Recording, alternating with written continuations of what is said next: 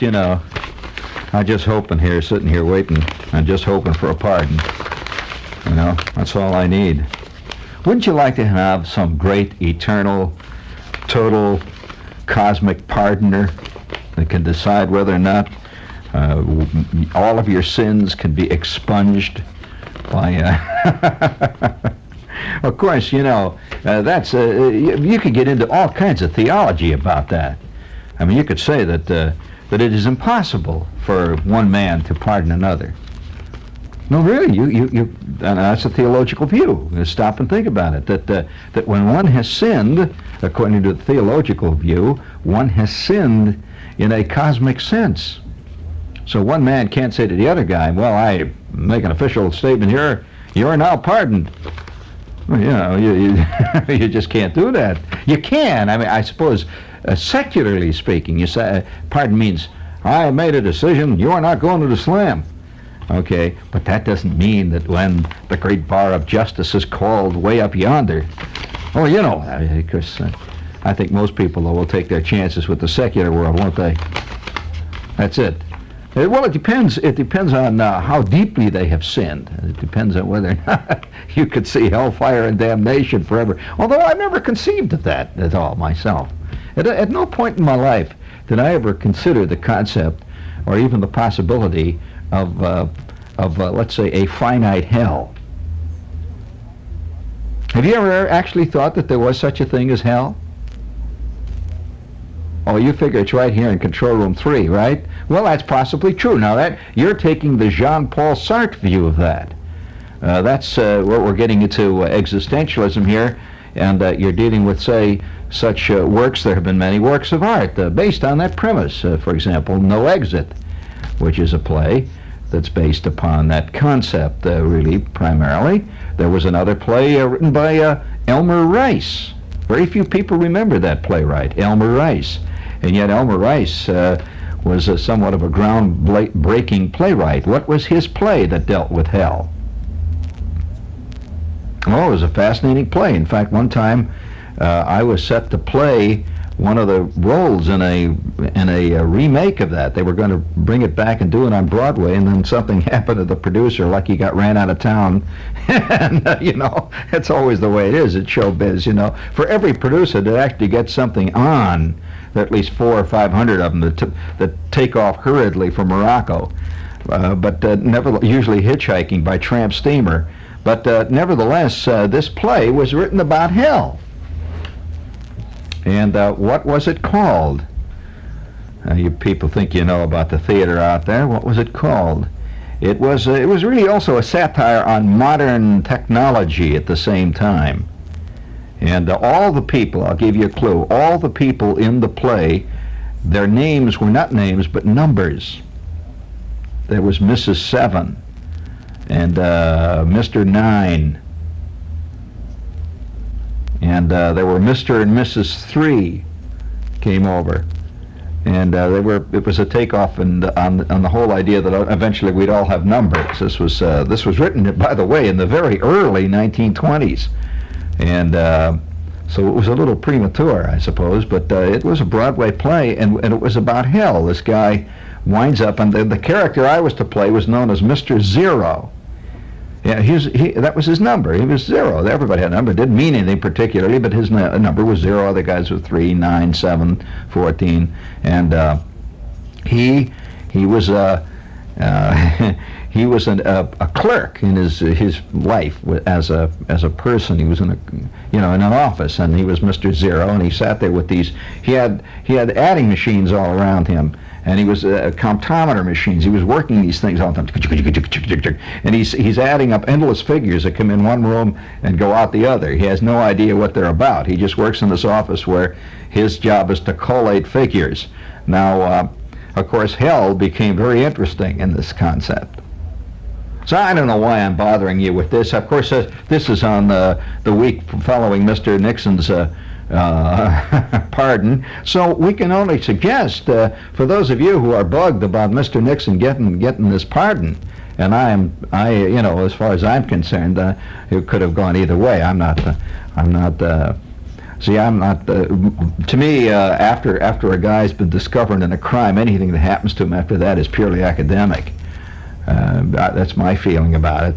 Now, that may be the Gandhian view of it, but that's my view of it. I don't necessarily hold for, and that includes everything short of murder. Murder is something else, because I think a guy that commits murder is often capable of going out and doing it again, and that's bad scene. But as far as I'm concerned, once a guy is tripped up publicly, it's the old concept of the stocks, that in years past, public humiliation was considered to be the ultimate punishment.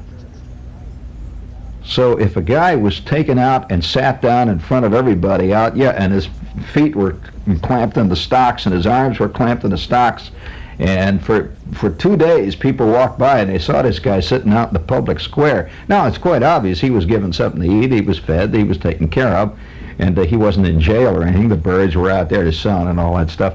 But public humiliation was considered a prime, fantastic, real punishment. That was considered more punishment than to be incarcerated and everything else. But public humiliation was considered really terrible. Now, of course, in a day of comparative amorality, public humiliation, nobody seems to worry much about that. That's not considered a punishment.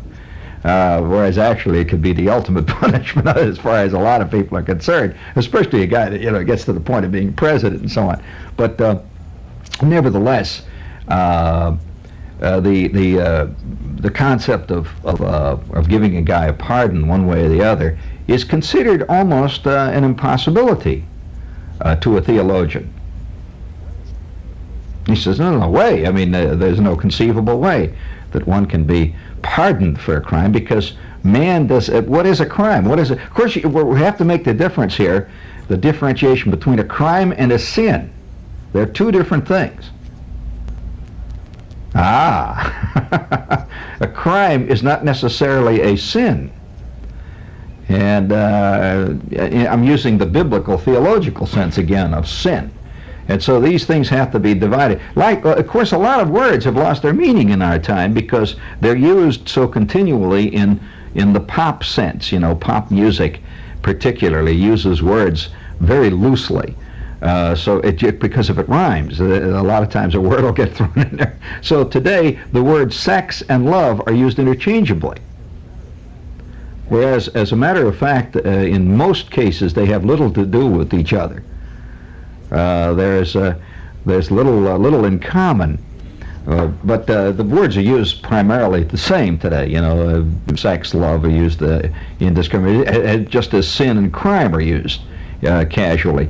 But now, was Mr. Nixon guilty of a crime or a sin? Well, not necessarily. It's hard to say. You say both, not necessarily. Does God consider, we'll say if there's a God, does God consider bugging the Watergate a sin? Well, I don't know. You see, back in the days when crimes and sins and all of these were laid down by the ancients, the subtleties and the shadings of modern, let's put it this way, contemporary sin opportunities did not exist then. I mean, the idea of being able to put a little $4 bug on a guy's telephone and sit 4 miles away and listen to it would have completely confused Abraham. And I'm not sure that even Lot would have understood it. Possibly Judas might. He would have understood the concept, but not necessarily. So, here we go, we're always having these theological problems here. Now, and I personally don't have any theological problems. Now, every theologian in the crowd is yelling, oh yeah, well, there again, you see. Maybe this way, maybe theology has trouble with you rather than the other way around. But the facts of the matter are, you got Nixon there now. Now Nixon's been declared pardoned. Well, now the word pardoning word, have any of you looked it up since it's been used? We haven't used that word. That word is hardly ever used in our society except in a ritual sense. And so someone will say, pardon me. And he doesn't really mean it anything. He just, pardon me. You bump into somebody in the street and say, pardon me.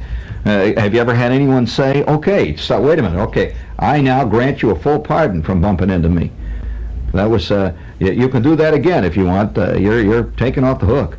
So we use the word pardon in a ritual sense in our society, largely, because ultimately our society, and when I say our society, I shouldn't narrow it down. I should say in the society of men in the 20th century, the word pardon does not have the same meaning that it probably had 300-400 years ago.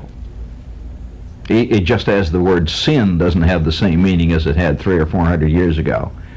It certainly doesn't.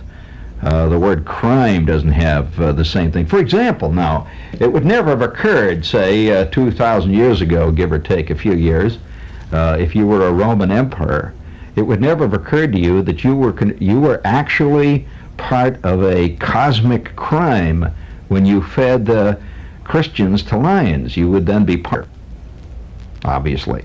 So did he in fact commit a crime if it was not known in his society that such a thing was in fact a crime?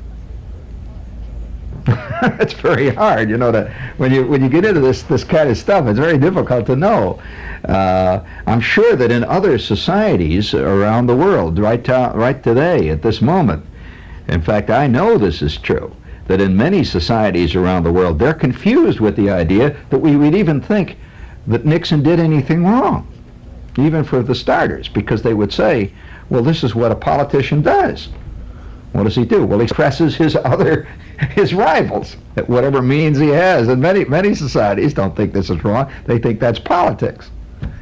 And, crime, punishment, Dostoevsky, knocking on the door of the conscience, that evil conscience, which reminds me, this is WOR, New York. Hit the money button, please. It's heartburn and fullness. It's gas again. Digel has told you digestion and heartburn are often accompanied by gas. Now, a report from the U.S. government confirms that the only ingredients recognized effective against both acid indigestion and gas are an antacid combined with simethicone. And that's exactly what Digel is. You see, antacids alone only take care of the acid. But Digel is different. It does more. It not only reduces the excess acid, but has the unique anti-gas ingredient simethicone that gets rid of the trapped gas, too. In fact, in a survey conducted among doctors who specialize in stomach disorders, 98% of the doctors responding said they've recommended products containing Digel's special anti-gas ingredient simethicone. No antacid alone relieves like Digel does. Use only as directed. Digel, liquid or tablets, relieves acid indigestion, relieves gas too. Digel. How can we go on meeting like this, Maurice? Easily, Inga. I just found a wonderful place to rendezvous. Where? The second annual International Wine and Cheese Tasting Festival. But it's so big. I love... No, the festival is bigger, better, and tastier than ever. 3 times as much space as last year's. Over 200 exhibits in the New York Coliseum. Visit free samples of wine, cheeses. There's entertainment, seminars, dancing, jazz, prizes, games. But where will I meet you? Behind the Beaujolais. Hurry, darling, get tickets now. The Wine and Cheese Festival, October 12th through the 20th. Order tickets now and save $1 on the regular $5 admission and receive a $1.50 wine and cheese reference guide free. Just a limited number of $4 tickets. So send $4 now to Wine and Cheese Festival, Department H, New York Coliseum, New York 10019. Department H, New York Coliseum, New York. The Wine and Cheese Festival. It's bigger than both of us. Time magazine. What's in it for you this week? Cover story. At 11 o'clock on Sunday morning, President Gerald R. Ford walked into the Oval Office to face a single television camera and a pool of reporters who had been roused by the White House 2 hours earlier. The president granted Richard M. Nixon an unconditional pardon for all federal crimes he may have committed while in office. Time's cover story is a report on the background and the shockwaves of that decision. A study of how it might affect the defense of Nixon's aides facing trial or already imprisoned. And a preview of the likely political fallout. From another Time department, Behavior, a timely appraisal of the falling U.S. birth rate, a phenomenon few have noticed, but which could repercussions. And in World, a look at the uneasy economies of Britain, France, Italy, and West Germany. In Modern Living, a glance at the new American Tea Party, those imprinted T-shirts that let people get something off their chests by putting it on their chests. This is Time This Week. A world of information. A wealth of ideas. Pick up a copy today. Because time makes everything more interesting. Including you. Let's see. We have a little one here that may make some sense to you. Hills, the super value supermarket, features this week a genuine American lamb sale. You know, like the kind that they're going to the slaughter of. A tasty, delicious whole leg of lamb, regular style, only $1.09 a pound. Let's see, butt half, only $1.19 a pound, and the shank half, only $1.29 a pound. Genuine American lamb chops, that's as opposed to those plastic ones that you see around these days. Genuine American lamb chops are also featured. Shoulder lamb chops, only $1.20. They got a whole mess of prices here, which would bore you if I read all of them, except to say that if you're a lamb freak, get down to Hills. They've got all kinds of parts of lambs running at rather reasonable prices. For example, lamb shanks for potting. There's a certain 19th century elegance to it. Well, I'm just sitting around here potting lamb shanks. Matilda, lamb shanks for potting, 99 cents a pound. Okay? So get down there. And they're also running a specialty on one of your special favorite vegetables, broccoli. Don't you know Luigi Broccoli? Don't you know him? He was part of the Guisano family. Don't you know him? So come to Hills for whatever you may need for your family. Hills Supermarket with the lamb and the broccoli. I don't know what's going on with the broccoli market's going totally ape. And we have another spot here that says there's no way of hiding flaky dry skin. For those of you who tried to hide flaky dry skin under your daybed, it hasn't worked. Everybody knows. So don't be caught wearing it unless you get it dyed, you know, and you can pretend you got this alligator coat. Take a treatment. The whole tub full, or alligator underwear, a whole tub full of treatment with Sardo bath oil concentrate. Sardo's effective lipodermic oils do more than soothe away flakiness. Gee, you know, I have a sensation I'm standing on the back of this wagon with a banjo player behind me and I'm selling rare lipodermic oils. You know, really. They seal in moisture to help prevent itchy, dry skin and to help keep you feeling sure and smooth so that the flaky skin, have you been having flaky, Barney? Oh, it's too bad. That's the way it goes. Well, that's the way your average alligator feels, too. Those bumps all over the knobs. Now, let's see. That's enough of that. We've done enough commercials here for a while. You know, since we're concerned with such cosmic issues as crime and punishment and evil, but you haven't heard it discussed in these terms, have you? Well, very few people do discuss it in these terms because we have finite minds today. The guy's either in the slam or he's out. It's much more complex than that. So can't you just see that let's say if X number of years go by, see, and one day this mortal coil, as all of us must ultimately, and Nixon departs this mortal coil, and all of a sudden there's a big swirling, fantastic maelstrom movement. The maelstrom goes, and the next thing you know, Nixon is there amid all these clouds, and in front of him is this enormous pearl desk that's thousands of feet high. He never realized that the pearly gates were not pearly gates at all, but were a gigantic pearl-covered reception desk where the eternal receptionist allows you to either get in to see the boss or not. Oh, you never thought of heaven and hell that way. It's like a giant reception room, see? Purgatory. He has arrived before the pearly reception desk. Not a bad concept. And there is the ultimate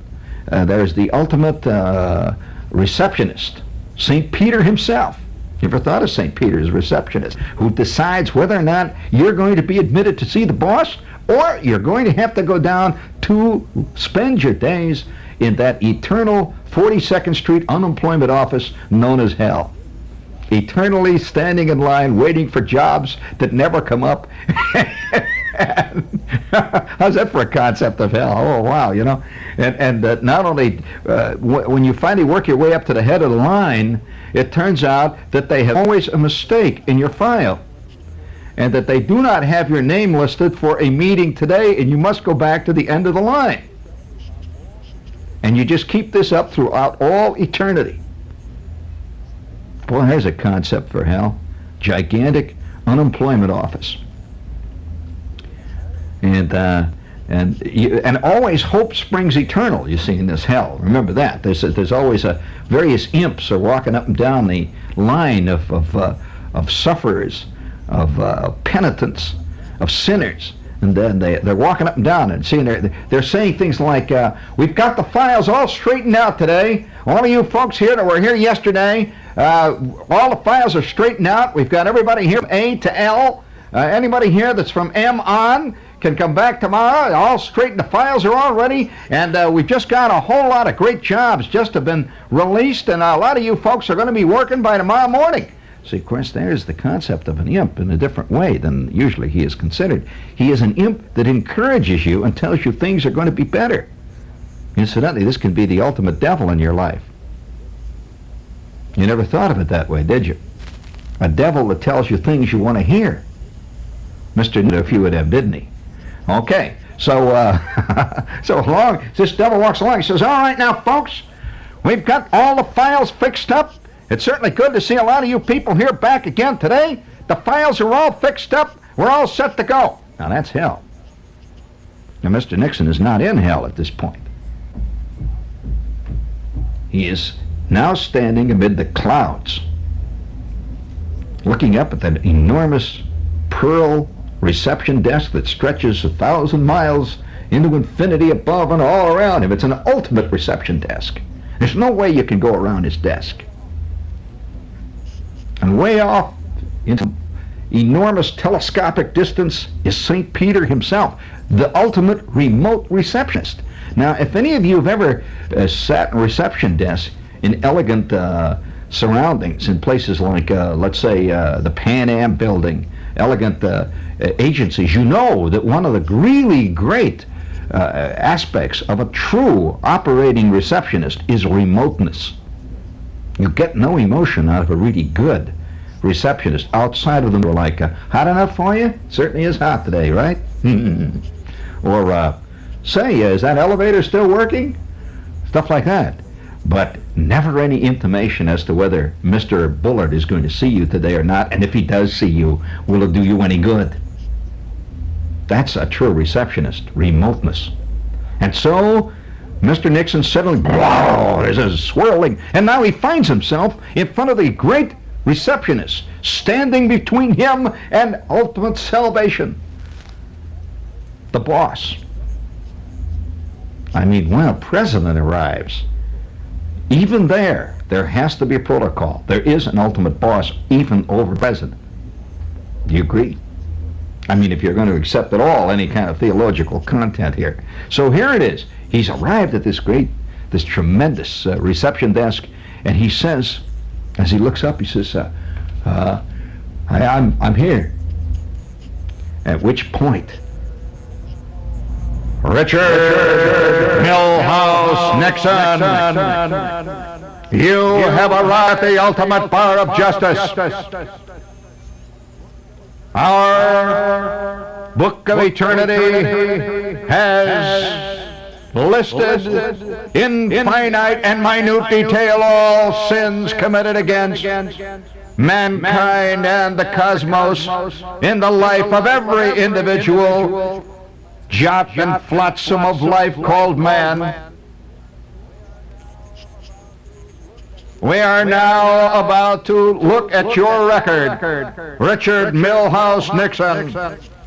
Before we consult the record, do you have anything to say on your behalf? Yes. I'd like to say that I want you to notice that I have had a full and complete pardon. A full and complete pardon. I want this perfectly clear. I want this made clear before we begin this committee hearing. And I presume this is a committee hearing. I would like to make it clear that I have received a full and complete pardon. A full and complete pardon. Richard Milhouse Nixon. I use the cosmic eye in this sense, deign to question thee upon your first statement before this ultimate and eternal bar of justice. You say you have been pardoned. We have no record of a cosmic pardon here. Well, I'd like to say, and make this perfectly clear here, if I may, that there must be a mistake in the records. I have been pardoned. I was given a complete and total pardon, and I was just speaking to Pat the other day. Pat said to me, "It's certainly fortunate that Mr. Ford saw fit to pardon you." And I said, "Well, Pat, the man is a man of compassion, and after all, the crimes that I committed were really just protecting my friends. I did not commit any actual crimes. I personally did not bug that motel, for heaven's sakes. I wouldn't even go to a motel, much less bug a motel. And these fools, these jackanapes who caused this to come about, I merely protected them in their misguided zeal for the presidency. And that's, I admit that I was wrong. Very wrong. I admit that I made a few errors in judgment. And I was saying to Pat that had I had it to do over again, I suspect that I might have done differently had I had it to do over again. However, the American people in their wisdom saw fit to not allow me to do it over again. And that's quite possibly all for the good.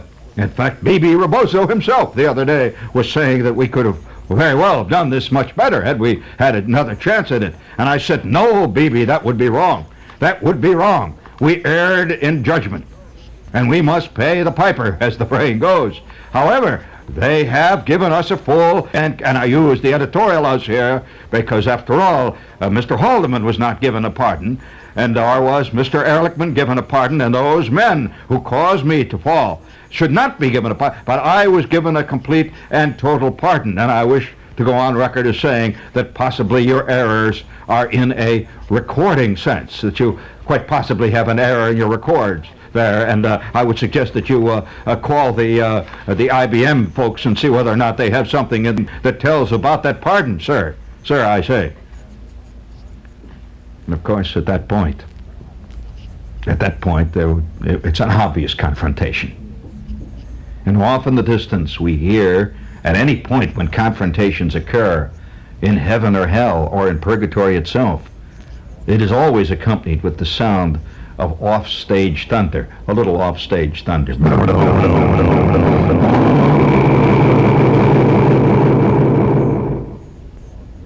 Mr. Nixon looks around. He is used to off-stage thunder in his career.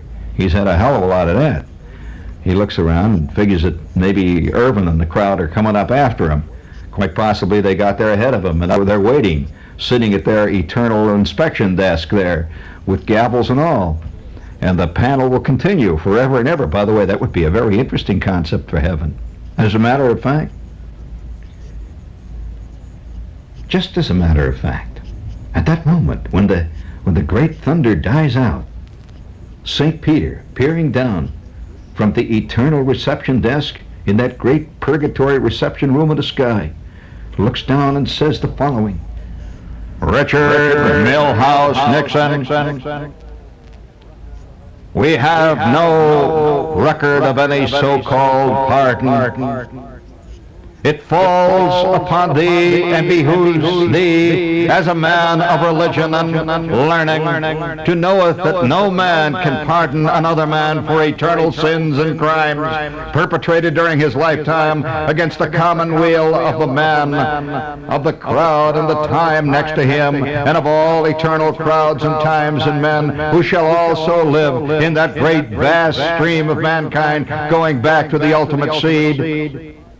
Thou shalt be given pardon only upon completion of your eternal sentence, which shall be now dictated from the rolls of heaven itself, and the crying clarion calls of the great host of angels who have whisked thee to this eternal reception desk, which shall decide upon ultimate consummation of the contributory evidence before us at this time in the great recording book of all the eternal times.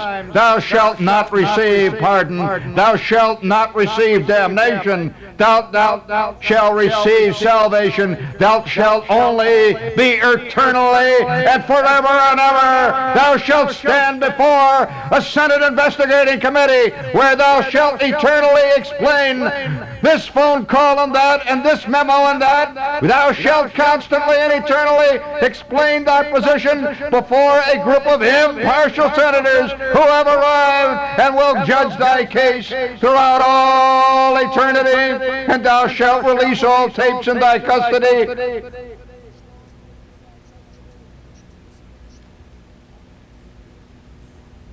At that point, Mr. Nixon realizes he has arrived in hell.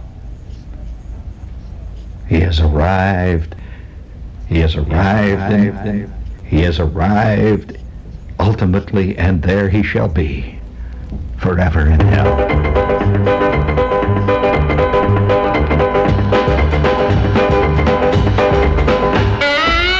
Yeah, I was here at the fiery furnace. I was looking out over the river Styx. I done rid on that boat, that big old boat, ridden by Sheridan. All them riding souls themselves, damned eternally to sulfire of perdition.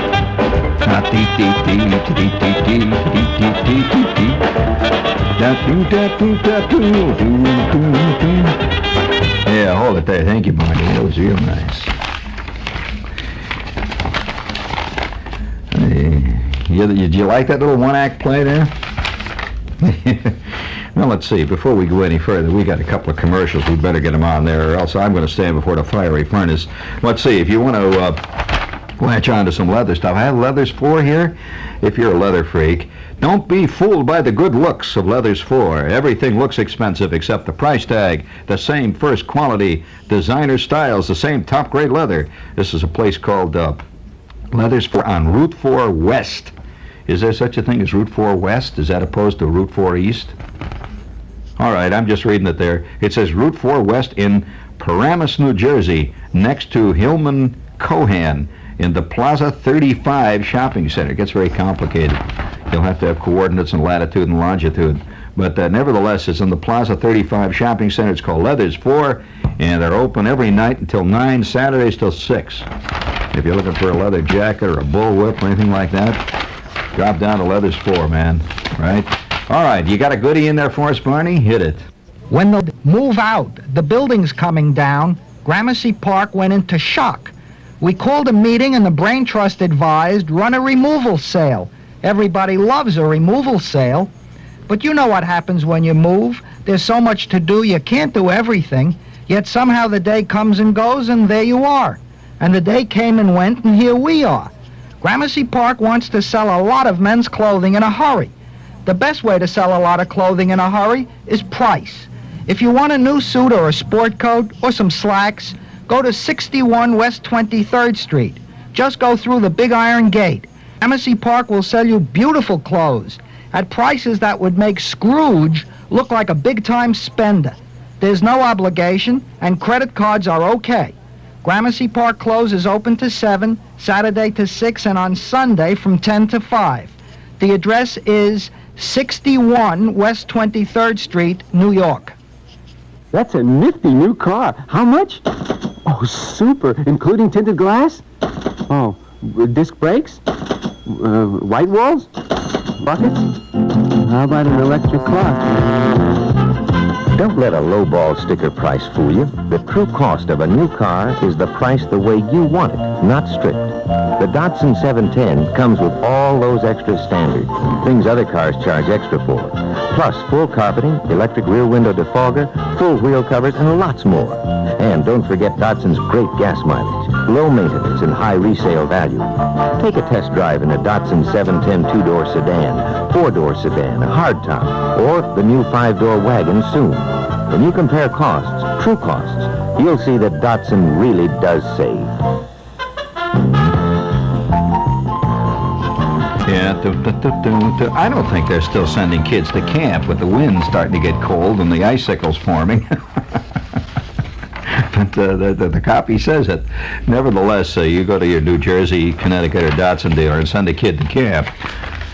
Poor little kid. Make sure he has his earmuffs, you know. You can get up there, you know, and break trail for the beavers or whatever it is you do in the winter up there. But, hey, you know, speaking of Nixon and all, and the curious phenomena of our time. You know, it's going to be fascinating for 100 years from now when people are going to try to figure out who the hell Evel Knievel was. And as a matter of fact, I'm intrigued by the number of people here in New York City, and in fact most of the major cities like New York, Chicago, probably L.A., who have probably in the last year have heard of for the first time Evel Knievel. You mean you didn't know about him before? Well, Evel Knievel has been a fairground legend for like upwards of 300 years. I mean, really, Evel Knievel has played county fairs, and I can remember Evel Knievel playing things like the Ohio State Fair, and he would appear there as the capper to the Joey Chitwood Thrill Circus. And you know, Joey Chitwood, all these cars flying around, you know, through the hoops with the flaming hoops, and they crash into barrels and they roll them over and they do all this precision stuff, and the cars are sending out streams of smoke. You've seen the Joey Chitwood Thrill Circus. Well, always at the end, if you've ever been to any of those fairs, at the end, the big capper after the Joey Chitwood Thrill Circus, Evel Knievel, will leap his Harley Davidson over let's say 15 Dodge Coronets supplied by the local Dodge dealer. And of course the local Dodge dealer's out there and they have 15 Dodge Coronets all lined up out there, and Chitwood is already finished and the smoke is hanging over the track. And people just, you know, they're just discovering this. And the way he always did it, if you've never seen him do his real act, well, the way he did it, the announcers, see, give me a little PA system. And now, ladies and gentlemen, that's a little too much. Just a little PA. That's a wee bit. Hello, there it goes. And now, ladies and gentlemen, let's give Joey Chitwood and the Thrill Circus Gang a great big hand. Hey! Oh, boy, that was great, Joey. And now, ladies and gentlemen, tonight, to conclude the thrill portion of this weekend at the Ohio State Corn Growers Fair, we brought all the way from the far west a man that many of you have seen in the past. Here he comes out of chute number 3. Here comes Evel Knievel! And at that point, the crowd goes ape, and out of this place, he comes shooting out in his red, white, and blue suit, see? And there's always a track there. They're doing this on the track. And before we go any further, I'll tell you what Evel is doing. Before we go into Evel's big act, let's have a little thing paid for by the Samuels team. The New York Times, Paul O'Dwyer, Franklin Roosevelt Jr., Long Island Press, Herman Badillo, Al Blumenthal, Percy Sutton, the New Democratic Coalition, the New York Democratic State Committee. What do they all have in common? Support for Howard Samuels, because has a surer grasp of the issues and has demonstrated a creativity that has grown with the years. On Tuesday, vote for Howard Samuels and find out what a real governor can do. Paid for by the Samuels team, Susan Zeigen, treasurer. And then, of course, Evil, he doesn't just come out and do his thing, you know. No, Evil doesn't do that. He goes roaring around the track. He's got this big Harley, see, and he uses different types of motorcycles. But in this case, yeah, he has this big Harley, see, and it's painted red, white, and blue, and he's got that great big #1 on the back. Have you ever seen that #1 he wears? And rival was, you'll never guess who Evel Knievel considered his great rival. Well, you'd be surprised. Elvis Presley. He and Presley were great. And he never talked about other thrill guys because they were just not in it with him. And he considered himself always, it was always he and Elvis. And so he'd see Elvis on a TV show and he'd call up his tailor instantly. And he said, by God, did you see that collar that Elvis had tonight? I want a collar that's even bigger, and I want it rolled even more, and I want it... And everything had to be Elvis Presley. So he comes roaring out, and the way he would come out, he'd just come out of shoot #1 or 3, and he'd make a great big tour of the track. First... The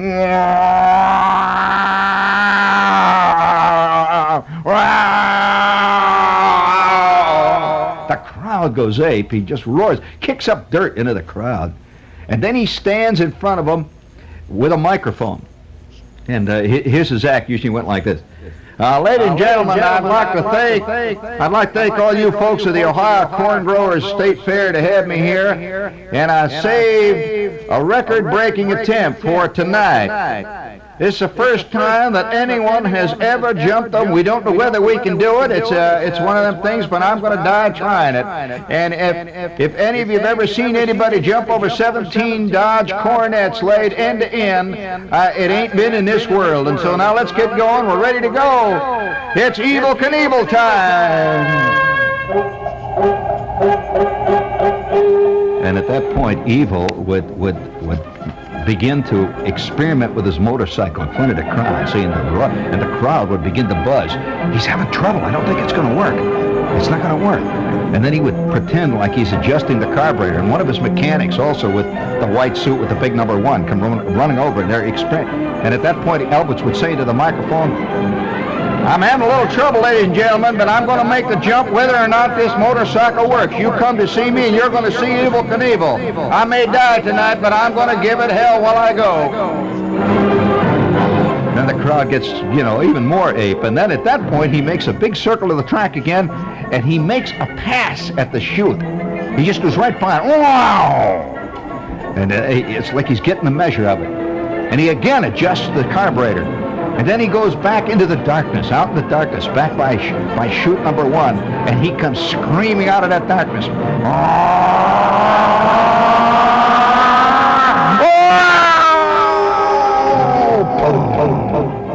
And the crowd goes out of its berth.